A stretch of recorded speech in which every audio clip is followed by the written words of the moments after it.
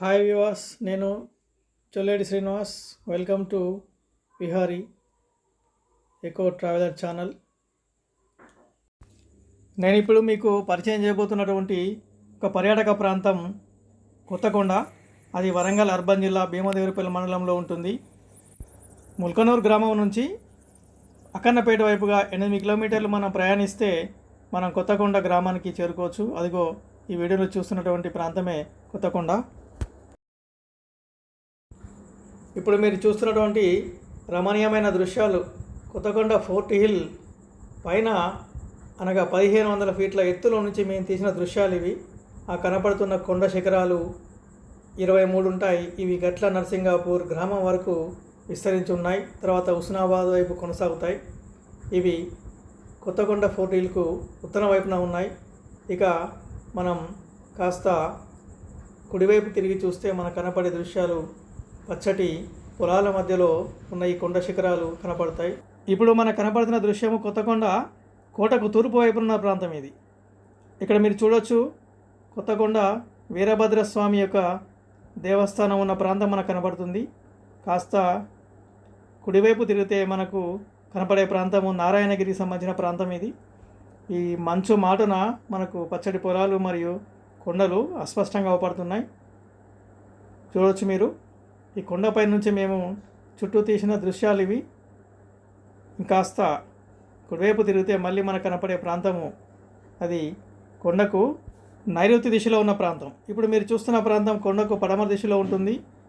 ఈ విధంగా కొండ చుట్టూరా కూడా ఎన్నో అందమైనటువంటి ప్రాంతాలు ఉన్నాయి. అయితే ఇప్పుడు మనం కొండపై ఉన్నటువంటి విశేషాలు ఏవో చూద్దాం.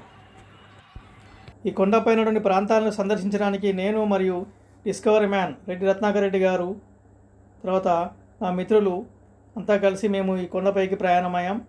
మీరు చూడొచ్చు, ఈ చిత్రంలో ఉన్న రెడ్డి రత్నాకర్ రెడ్డి గారు అద్భుతమైన విషయాన్ని కనుక్కున్నాడు. అక్కడ ఈ ప్రాంతంలో టెర్రకోటాకు సంబంధించినటువంటి కాల్చిన మట్టి పెంకులతో పాటుగా టైల్స్ కూడా ఇక్కడ ఉన్నట్టుగా వారు గుర్తించారు.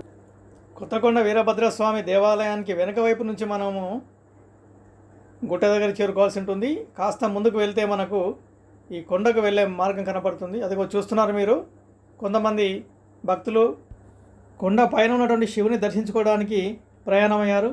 కొంత దూరం వరకు కాలినడకన మనము వెళ్ళిన తర్వాత మనకు పైన మెట్లు కనబడతాయి. అయితే ఈ మెట్లు కొంత ధ్వంసమైపోయాయి. మీరు చూడొచ్చు, కుడివైపు కోట గోడ, ఎడమవైపు లోయ ఉంటుంది. ఎంతో నైపుణ్యంతో ఆ కొండ అంచున ఈ మెట్లను నిర్మించారు. మీరు చూడొచ్చు. ఇది ఇంకాస్త ముందుకు వెళ్ళిన మాకు కోట ద్వారం కనపడింది. మీరు చూడొచ్చు, ఆ కోట ద్వారము ఎత్తైనటువంటి శిలలతో నిర్మించబడి ఉంది, కాస్త ధ్వంసమైంది. ఈ దృశ్యంలో మీరు చూడొచ్చు, ఈ మెట్ల మార్గం గుండా వృద్ధులు, యువకులు, పిల్లలు అనకుండా ఎంతోమంది ఈ కొండపైకి చేరుకొని ఇక్కడ ఉన్నటువంటి శివయ్యను సందర్శించుకుంటారు. మీరు చూడొచ్చు, ఈ ప్రాంతానికి మేము చేరుకున్నాం. ఆ పైకి చేరుకోగానే మాకు ఎదురుగా ఒక కోట కూడా కనపడింది. చరిత్ర పరిశోధకులు రెడ్డి రత్నాకర్ రెడ్డి గారు ఈ గోడ విశిష్టతను వివరిస్తున్నారు. ఒకసారి మీరు వినండి. Okay, start sir. సో ఇంత పెద్ద పెద్ద రాళ్ళు అప్పుడు వాళ్ళకి ఇటుకలు లాంటివని అనుకోవాలి. ఎందుకంటే ఈ మొత్తం గోడ 3, 4, 5, 6 ఫీట్ల పొడవు వెడల్పున్న పెద్ద పెద్ద రాళ్ళు కూడా ఒక ఇటుకల్లాగా అనుకొని కట్టినటువంటి నిర్మాణం ఇది. ఇది బృహత్తర నిర్మాణం అని చెప్పాలి. సాధారణంగా మనుషులు కట్టిన గోడల్లాగా కనిపించట్లేదు. అయితే ఏనుగులు కూడా ఇక్కడికి ఎక్కి కట్టింది ఏం కాదు. కానీ ఆనాటి ఇంజనీరింగ్ టెక్నాలజీ, మనుషుల యొక్క భుజబలాన్ని మనం చూడాల్సింది ఈ గోడను బట్టి చూస్తే. ఈ ప్రాంతం నుంచి తూర్పు వైపు చూస్తే కనపడే ప్రాంతము కొత్తకొండ వీరభద్రస్వామి యొక్క దేవస్థానము. ఎంతో మనోహర దృశ్యం.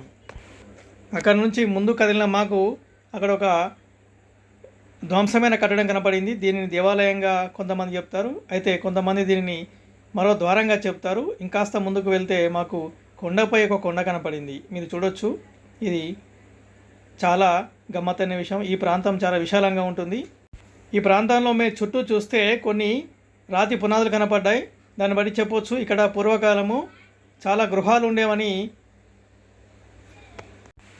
ఈ కొండ పాదభాగంలో మరొక విచిత్రం ఉంది. ఆ కొండపై వస్తున్న నీటిని మొత్తం కూడా ఒక కొలనులోకి చేరే విధంగా చేసి అక్కడ కొలను నిర్మించారు. మీరు చూడవచ్చు ఈ చిత్రంలో. ఇదే ఆ కొలను. సంవత్సరం అంతా కూడా ఈ కొలంలో నీరు ఉంటుందట. మీరు పక్కనే చూడవచ్చు, ఒక శివాలయం ఉంటుంది. ఈ శివాలయంలోని శివలింగాన్ని కూడా మీరు చూడొచ్చు.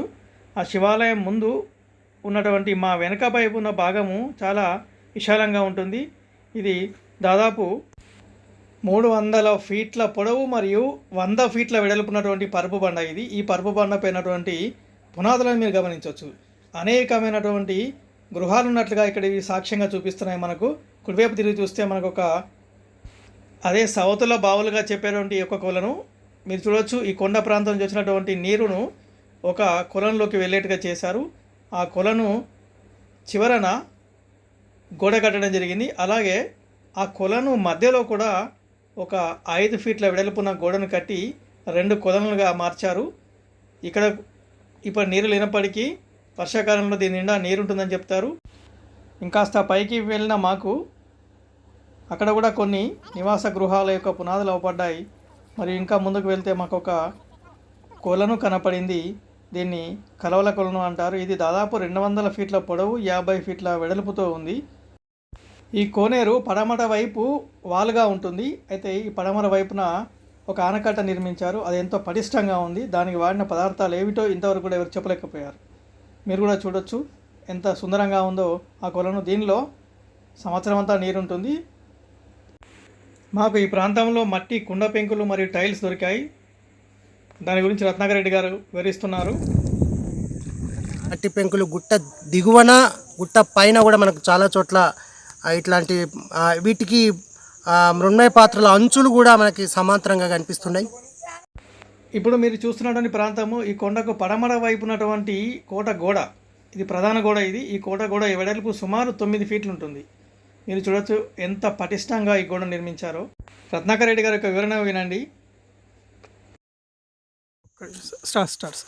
గుట్టకి పడమటి వైపు కొత్తకొండ చెరువు ఉంది. ఈ చెరువు నుండి పైకి వచ్చేటప్పుడు అనువుగా ఉంది గుట్టెక్కడానికి.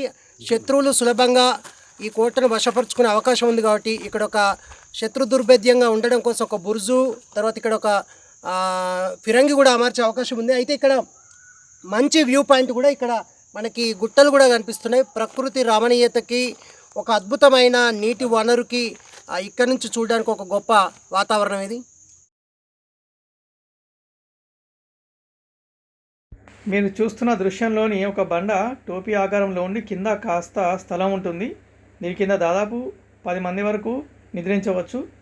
ఈ బండ చాలా విచిత్రంగా కనపడుతుంది. మీరు చూడవచ్చు యోగా చేసుకోవడానికి అనుకూలంగా ఉన్నటువంటి బండ ఇది.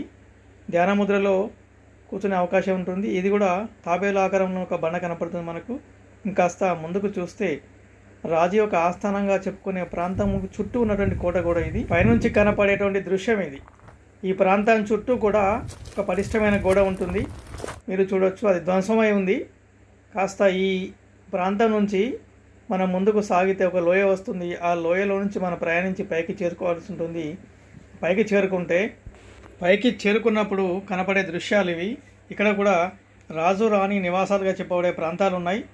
ఇవన్నీ కూడా ధ్వంసమై ఉంటాయి. మీరు చూడొచ్చు ఇక్కడ ఒక నీటి కొలను ఉంటుంది. ఆ నీటి కొలనుకు దగ్గరలోనే ఈ రాజు రాణి యొక్క నివాసాలు మనకు కనపడతాయి. మీరు ఈ చిత్రంలో చూడొచ్చు. ఇంకాస్త మేము ముందు కదిలితే ఈ కొండ పైన అత్యున్నతమైనటువంటి ప్రాంతాన్ని మనం చేరుకోబోతున్నాం. అదే అపూర్వమైన దృశ్యం అది. ఈ ప్రాంతం సుమారు 1500 ఫీట్ల ఎత్తులో ఉంటుందని చెప్తారు. ఇది రాజు రాణి యొక్క నివాసాలకు ఉత్తర వైపున ఉంటుంది. ఇక్కడ సైన్యం నిత్యం కాపలా కాస్తూ ఉండేదని, వారికి సంబంధించిన నివాసాలు కూడా ఉన్నాయని చెప్తారు. ఒకసారి మీరు కూడా చూడండి. ఇక్కడ ఎడమ వైపున లోయ ఉంటుంది. సన్నటి మార్గం ఉంటుంది. పట్టు తప్పితే లోయలో పడిపోయే అవకాశం ఉంటుంది. ఇప్పుడు మీరు ఎత్తైనటువంటి ప్రాంతంపై నుండి కనపడే దృశ్యాలను మీరు చూడబోతున్నారు. అవే ఈ సుందర దృశ్యాలు. మీరు చూడవచ్చు ఎంతో రమణీయమైన దృశ్యాలు. కొండకు చుట్టూ ఇటువంటి దృశ్యాలని మనం చూడవచ్చు. ఇంకాస్త ముందుకు మనం కదిలితే ఒక అపూర్వమైన విషయం మనకు తెలుస్తుంది. అదే ఈ ప్రాంతంపై ఉన్నటువంటి శిస్తు బండ అనేటువంటి శిల.